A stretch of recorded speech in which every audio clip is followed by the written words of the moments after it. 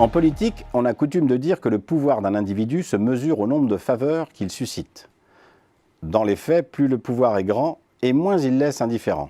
D'un côté les adeptes, les dévoués, les fidèles, de l'autre les contestataires, les réformateurs, les envieux.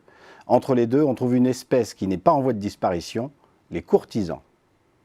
Comme la coccinelle cherche à aller toujours plus haut, le courtisan veut être là où la concentration du pouvoir est la plus intense. Acteur invétéré de l'esprit de cour, le courtisan se dévoue corps et âme en feignant d'épouser les valeurs et les convictions du pouvoir. C'est un flatteur servile, doué pour profiter des largesses autant que des faiblesses de son bienfaiteur.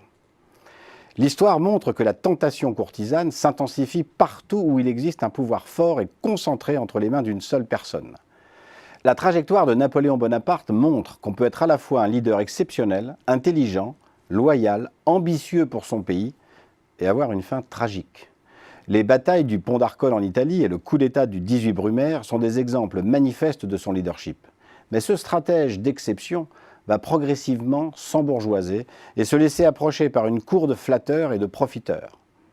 Mal entouré et de plus en plus déconnecté de la réalité, l'incomparable leader d'hier va perdre toute crédibilité et finira exilé dans une île au milieu de l'Atlantique.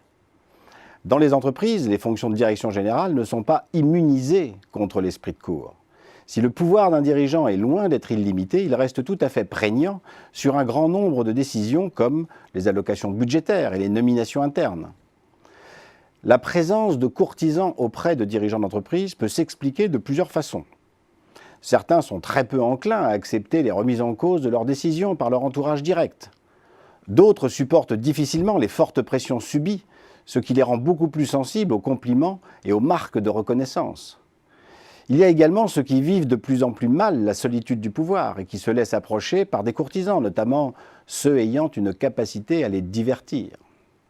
Ces quelques exemples vécus montrent comment, à l'opposé de son image pragmatique, le pouvoir à la tête des entreprises peut se laisser séduire par l'esprit de cour.